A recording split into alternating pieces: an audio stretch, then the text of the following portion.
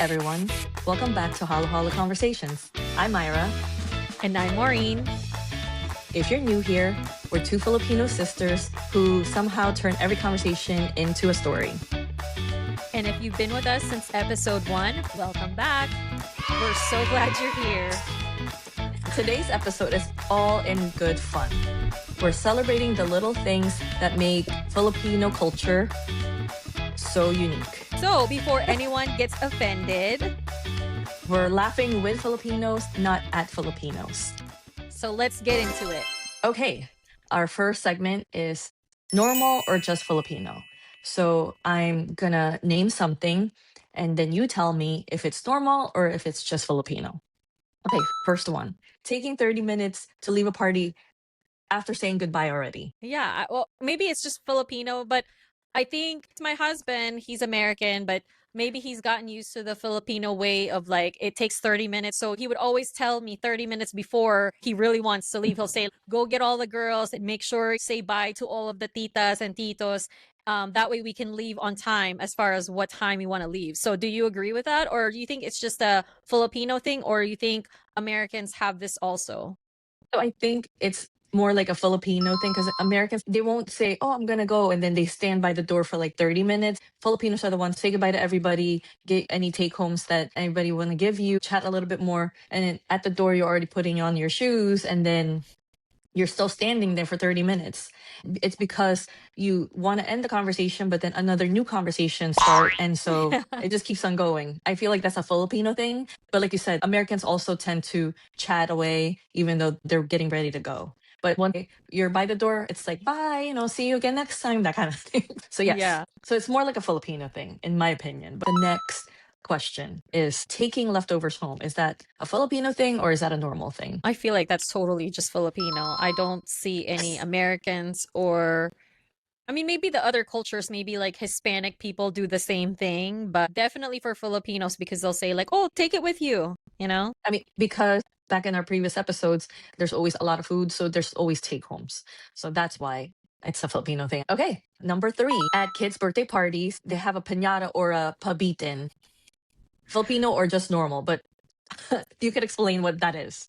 So Pabitin. Obviously, I think everyone is familiar with what a piñata is. So you put candy inside this little paper mache thing that's hanging, and then the kids have to hit it, and then the stuff comes out. So with pabitin, it's very similar. Although with Filipinos, you don't put stuff inside a paper mache. There's like sticks or something that they kind of put create. It up on the screen. You hang little prizes within the thing, and what happens is there's a tito that has a long string that has to like pull the thing up and down while the kids are all anxiously anticipating trying to get a prize. So all of the kids are like underneath this pabitin, and then the uncle kind of pulls the string up and down to tease the kids, if you may. Because they're gonna keep jumping up and down to try to reach that prize that they really want. And so it's fun for the kids, and they do that for Filipino. So to answer it, it's a Filipino thing. Yeah. Okay. Number 4, boodle fight. Is it a Filipino thing or is it a normal thing? And explain what that is. Totally Filipino. So a boodle fight, essentially what it is, it takes a long time to prepare because the titas usually they lay out these banana leaves on top of the table. Imagine a long, let's say rectangular table where everyone is just standing, nobody's sitting, you don't get any utensils. And so essentially they lay out the banana leaves, and then all the titas start putting food on the table, and they make it decorative. So they put rice, they put little finger food per se. So fried chicken, some vegetables, the spring rolls or the egg rolls, shrimp. So anything that's, I guess, easy fried. To eat with using your hands. That's also like the concept of boodle fight is basically a big spread that's shared within everybody, like a communal style food. And then you just kind of gather together and then use your hands and talk while you're eating. So it's pretty fun if you haven't tried it. It's fun and delicious. And, the whole concept is essentially you're all fighting for the food or fighting over the food. Like who gets the best pieces, I guess. I don't know. That's why they call it boodle fight. Yeah. This is making me hungry. The last one, another food related thing. So eating more than 3 times a day. Is it a Filipino thing or is it a normal thing? I mean, that's normal too for other cultures, but I think that for Filipinos, we like to snack a lot. So you have what's called merienda, right? And so essentially they're little snacks. But for us, I remember when we were kids, our afternoon snack, especially in the summer, would be the ice candy that Hmm. so essentially That's what it is like a shake or right? like a Shake that mango, like flavored, like ice, like you put in the freezer. It's like in this tube that just tastes so good as a kid that I think yeah. American kids have it now as ice pops, as they call it, in those like little pouches. So it's kind of like that, but ours is like homemade. Like it could be avocado flavor, mango flavor. I remember those, right? So I love avocado. And so whenever I said, "Oh, I want to make avocado ice candy," my husband looked at me all weird, like, "Yuck, avocado for dessert?" It's really good, especially so you eat the avocado Yummy. on top of like ice and condensed milk and maybe evaporated milk too. yeah. But it's really good. Oh my God, you're making me hungry. So that's the first segment. Let's move to segment number two. I'll ask again. So it's better that you explain it because you're better explaining it. Okay. So this part is this part is defend it. Okay. So you have 30 seconds. I'm gonna say what you need to defend about Filipinos and explain it within 30 seconds. Okay. All right. Filipino time. Go. It's Uh, totally acceptable if you're the one what? doing it, but if you Oh, if I you're was the gonna say one if you're the waiting one on. yeah, if you're the one waiting on them, of course not because you want people to be on time, but since I'm Filipino and I'm the one doing it, I would defend it and say, yeah, like Filipinos like to take their time. Oh my God. Okay. 30 seconds over. Oh my God. Not me. I hate Filipino time. Okay. Next one. Christmas starts in September. Go. Yes, yes. Christmas starts in September. As soon as the Burr months hit, it's time to put up the Christmas tree. It's time to play Christmas music, start thinking about presents and things like that. Although in our household, there's somebody that fights us on that because he doesn't want to go directly to Christmas because there are other holidays in between there, like Halloween, Thanksgiving, before you even get to Christmas. But Filipinos, we love Christmas. And so for us, yes, Christmas starts in September. And Mariah Carey wakes up.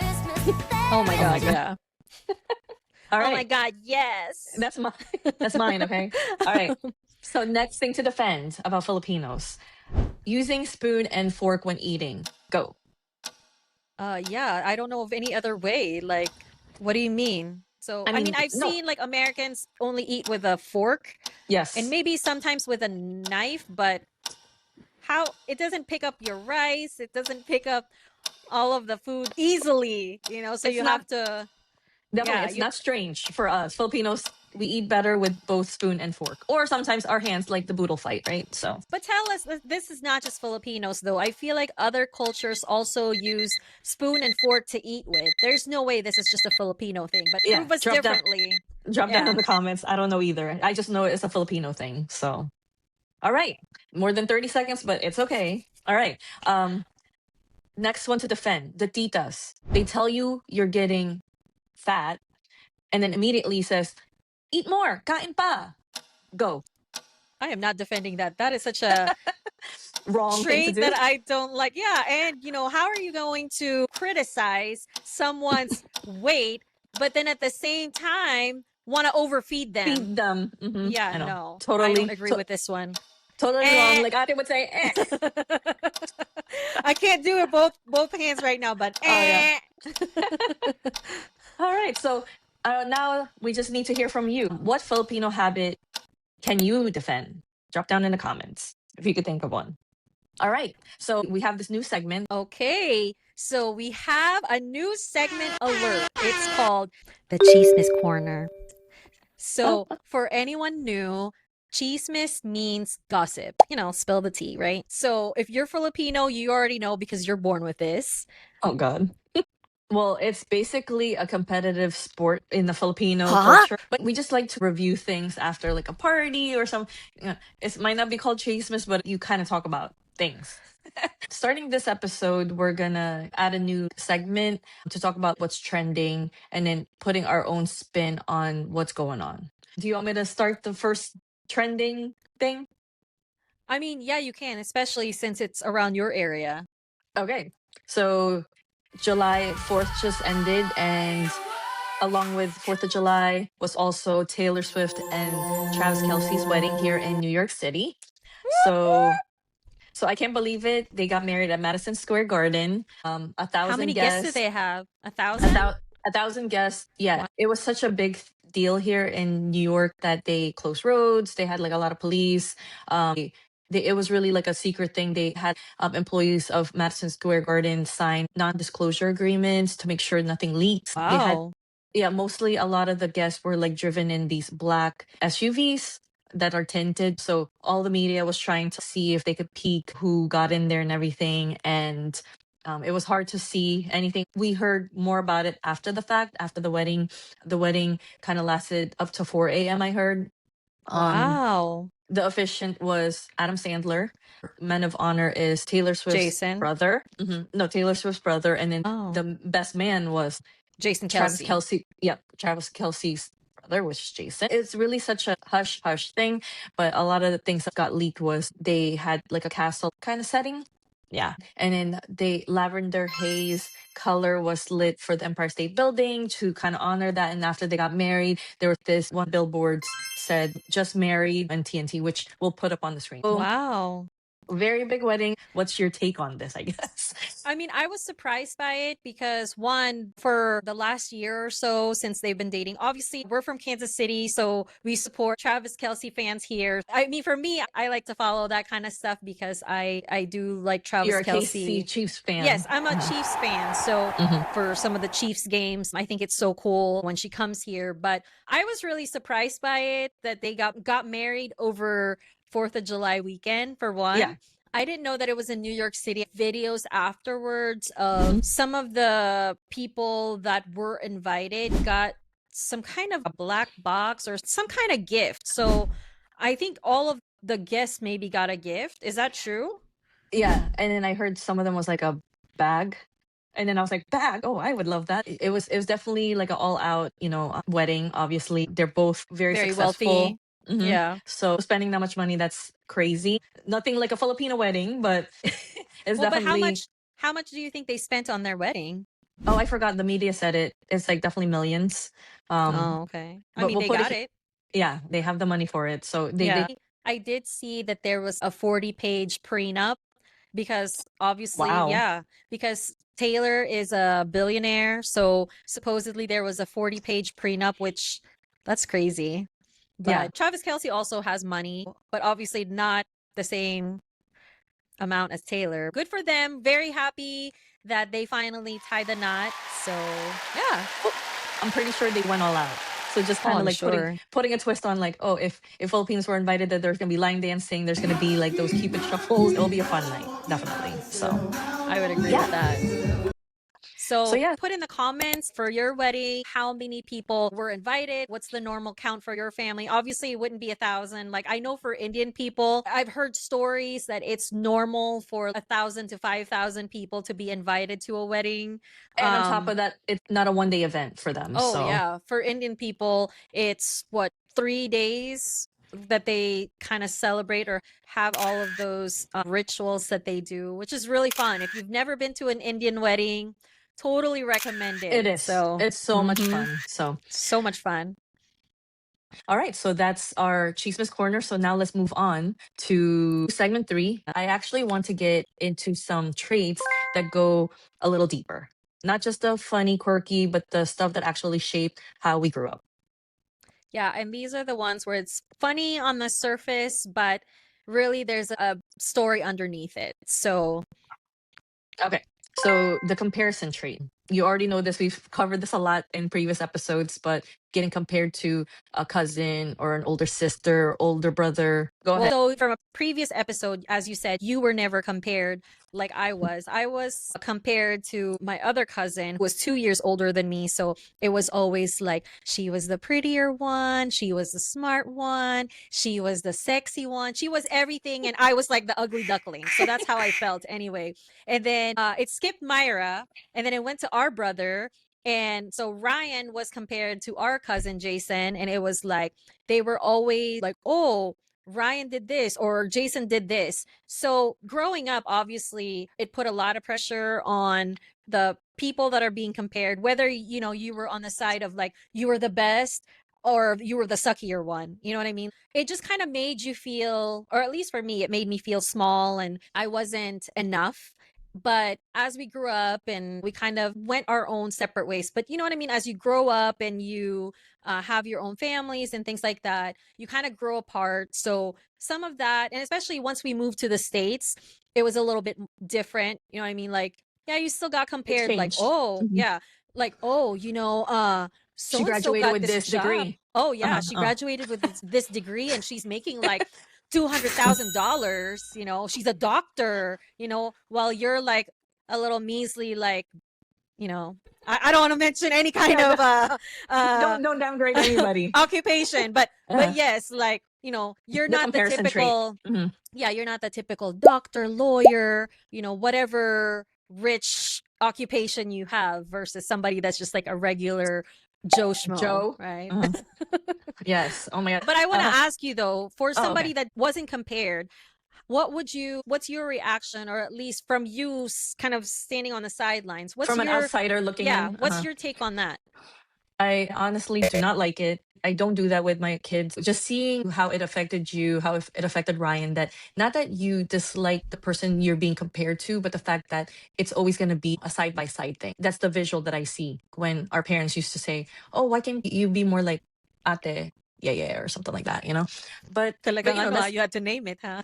well, it's something we cannot control. It's something our parents did, Yes, and it's nothing against Atiye or Ryan being compared to Jason. It's not even that. It's just we wish that's something that wasn't done to the kids, right? And I don't right. think it's just our family. I think it's a Filipino thing. I would say that's not even just Filipino per se. You know what I mean? Other Asian cultures do it. I'm sure Hispanic cultures do it. So I don't think that's strictly just Filipino, but I like hearing what you said about just kind of standing back and observing this happening to someone else, and how you also, same as me, stopped it with our own kids. Like, we didn't do that and compared them to other kids, or I mean, like a little stiff competition between siblings. At least I know I did that with my kids, and saying like, oh, your sister did this, just so Mhm. it could push them to achieve the Encouragement. same things. Yeah, but not Yeah. to the point where it's like detrimental to their growth. So Hmm. All right. So trait number two, the crab mentality. Explain that to everybody. ako talaga mag-example, okay, so crab mentality, think about it this way, because I know this happened in our family, like Oh, where we had relatives where it's like they're smiling in your face about, like, let's say somebody got a new house, somebody got a new car, somebody got a really good job, and they're smiling in your face like, oh, so good, blah blah blah, congratulations. Hmm. congratulations. But then 2 weeks later, you hear from your family circle of friends that, oh, so and so was talking about you, like, oh, you didn't actually like uh earn your degree, you just bought it, you So it's the know maritas again. yeah, but you know who I'm talking about, right? But essentially, it's such a bad Filipino trait that when someone else is successful, they don't just celebrate it, because in a sense they get jealous instead of being genuinely happy for them and just celebrating whatever their achievements were. So because they get a little jealous, they're kind of like, I don't know, how would you explain that? It's a negative trait that Filipinos tend to have. Instead of being proud or clapping for someone's achievement, they pretend to be happy, but then kind of downgrades what the achievement was and say, "Oh, it's not even that great. Like the house is not even that good, or whatever it is." Haters So gonna hate. being so negative towards somebody. Yeah, I think Anyway, it's just very common negative trait that Filipinos have is, in a way, it's a little fake, right? Because you're yeah. celebrating in their face, but then behind their back, you're like, that car isn't that nice anyway, or Uh-huh. oh, their outfit is really janky anyway. But you know what I mean? Like, Oh my god, oh I my love God, your top. yeah, And then oh they my thinking God, that. that haircut looks like a bowl cut anyway. Oh my god. Anyway, you guys get the idea. So we'll go to trait number three, which is utang na loob. Explain that one because you kind of talked about that in our previous episode, so we could kind of talk more about it here. Yeah, so essentially what utang na loob means is if somebody does something nice to you, you're kind of indebted to them for the rest of your life. Or that's what it feels like. Or at least that's kind of like the expectation that they put on you, is that you're indebted to them for an infinite amount of time. So it never really closes, right?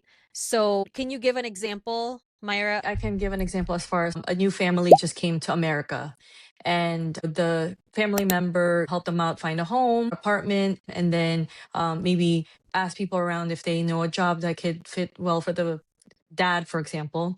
And somehow that person was able to find a job for the father that just moved to America.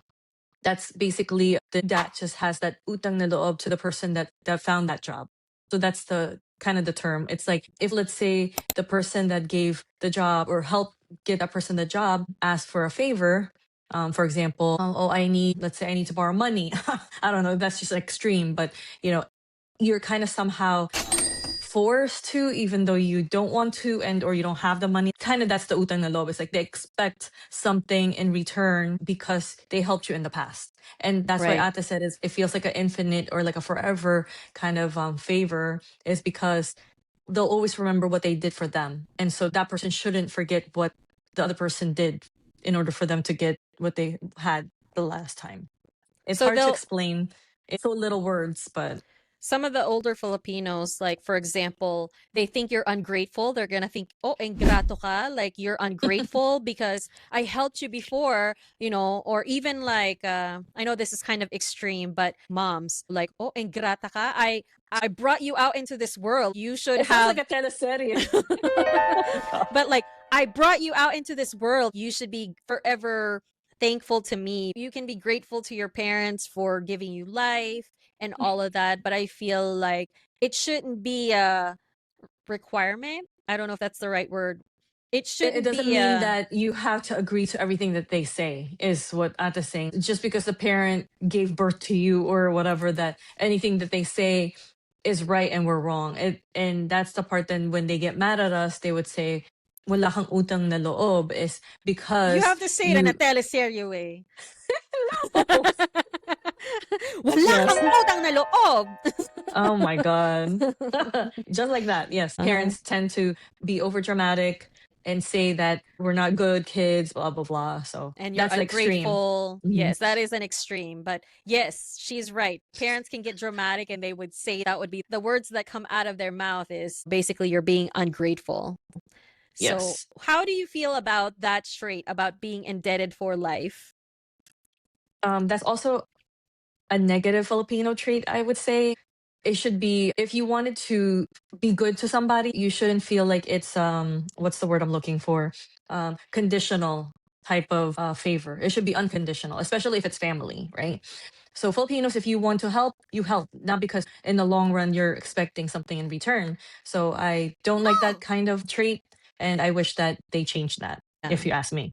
So I, what I about would you? agree with that. Well, remember, I used to hate that our parents, and sorry to say this, but I used to hate whenever they would say, yeah, I know you don't like that person, but just be in their good graces because one day you may need their help, or they helped you. So at least show them that you appreciated their help. So even if you don't like that person or don't agree with that person, you have to, like as they say, tumanaw ng utang na loob, which means like Mm. you have to show them some kind of gratitude, which I don't think I agree with that, just because if they're disrespectful to you or you don't agree with. And for how long do you have to show good graces to them if they're Right, showing not good things to you? So I think right. that there should be, I guess, in a way, the utang na loob, you shouldn't expect it to be a forever thing, I guess. Right. But So what I'm saying is, okay, so you as the person that's helping, I do think that you should help out of the own goodness of your own heart, not because you're expecting for that person to basically return the favor at one point. Yeah, that would be nice, but that shouldn't be something that you expect, right? When mhm, you help because that's what you want to do, not because you're expecting something in return. yeah. And I that you mean, expect for them to be indebted to you for the rest of their life. yeah. Anyway, all right. So that's trait number 3. Let's go to trait number 4. All right. Hospitality as identity. Do you want to explain what that means?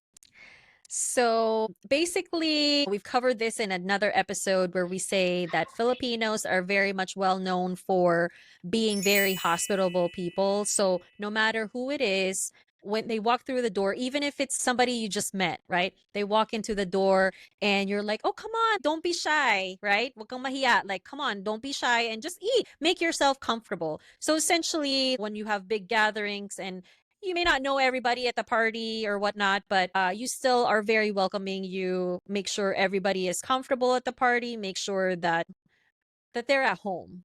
So Yeah. Filipinos are really known for being hospitable people, so that's definitely positive trait that Filipinos have.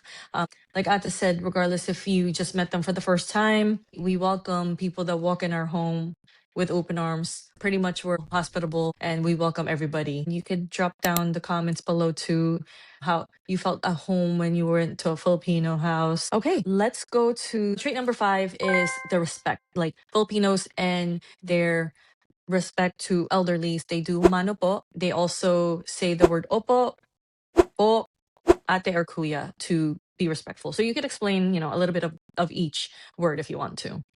okay. So ako talaga mag-explain. Okay, so as a sign of respect, especially to elders, elders are usually held to a very high regard in the Filipino community. So all the grandmas and grandpas, they get a lot of special treatment. And I feel like that's very different than how it is here in the States. There are still some families that are very close and they do pay respect to their elders, but in the Philippines, it's like extra. So when they see them, they usually bless. So the younger kids, they all go to the older people, and the older people have to hold out their hand and they have to bless. That's the mano, right? They have to bless their hand as a sign of respect. And then when they respond, if somebody asks you a question, you say yes No, or you can kind of ask me a question and I'll respond to be polite. So, to be go ahead. polite. Okay. So Since you're older than me. okay, so am I the best sister you've ever had? Be polite. Opo. Talaga. That's a bad question.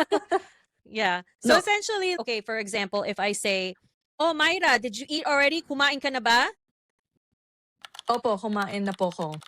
So, Was opo means yes. And then kumain na po ako, I already ate. But po at the end or included in the sentence kind of show respect to the older person asking if I ate already. So, right. Right. So it's just like a little extra form of respect that you give to elders. And then when she mentioned ate kuya, so obviously you've been hearing her say, because I'm the older sister, she always calls me ate, which that's your form of respect for an older sibling. And then and kuya, yeah, and so or older person kuya, if you want to be respectful. oh, that's true. I mean, I guess you Mhm. could. Like, let's say you go to the store and you're trying to buy something from like the farmer's market and you say, ate, can you please put that in the bag? As a Like that. polite way. Yeah, as a Yes. polite way. You don't say tita? Why don't you say tita?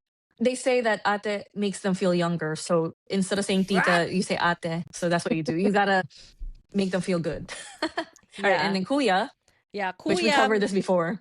Yes, kuya usually it's like for an older brother, or we say our older cousin. So anybody that's a boy that's older, that's the kind of respect that you give them as you say kuya or ate. So those are the two things. Yep. And that trait definitely I like about the Filipinos because respect is a key thing in a Filipino family. Even if you're married into a Filipino family, calling the mom and dad tito or tita would be a good form of respect. Even though you're not Filipino, they would really love that. Pro tip for people having Filipino girlfriend, boyfriends, call their mom and dad tito, tita, right? Yes, Any as other a tip sign that of you want to respect. give? Yeah. Tip, don't eat yellow snow. Okay. Not related to respect, but okay. You're so silly. Okay, and we will wrap up this episode with the last segment, which will make it fun. So it's called a Filipino translator. So I'll say something and Ate will translate it. Okay, are you ready? Ready. As you can see, I love to play the game and I like her to answer the question. So if you know, you know. So ready? What? Ready. Okay. What does mean? Hey, come here. Oh my god, yes. With the instead of saying come here, they go psst, like to get somebody's attention. Just Yes. so Filipino. Okay. Next one. What does that mean? You want to give me a kiss? No. So usually whenever our parents wanted something, like if they wanted us to get a piece of item or an object for them, instead of them pointing with their finger, they use their lips to ask us to get whatever said thing. So Yeah. Oh, oh, Myra. And I'm like, what? Like, just use your words. Whatever. Okay, next one. I'll be there in 30 minutes. When you hear that from a Filipino, what does that mean? that means they haven't even started getting ready, and They're it's gonna probably be leaving in 30 minutes from yeah, their it's home. gonna be a Oh my while god. before they get there. So So Filipino time. Ugh. mhm. Okay. Next is bahala ka. What does that mean? So usually that translates to literal Literally. translation is Mhm. it's up to you. But what that really means is you better make the right decision. Bahala ka. Yeah. Oh my god, So yes.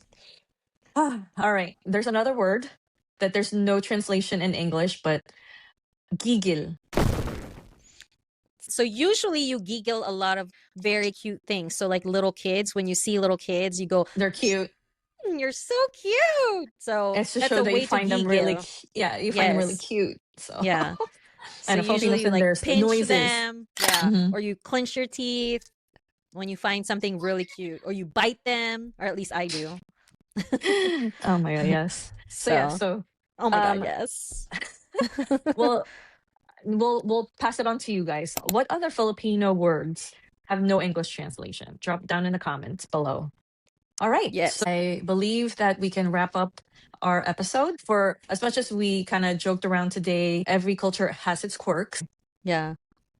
So honestly, some of these things are just habits that make Filipinos special. But obviously, it's not just Filipinos, right? Every family is going to have their quirks or things that we don't agree with about our culture, something that we can improve on. And that's why we listen to some podcasts like this so that we could learn about some of the good things and maybe some of the not so good things about another culture, just so you can have a better understanding about it and know that they don't really mean a bad thing for you, or they don't mean it in a bad way. This is how they grew up, and that's kind of the place that they're coming from. So it's just a way for us to better understand where each of the cultures are coming from based on how you grew up. So that's just my personal take. What's your take?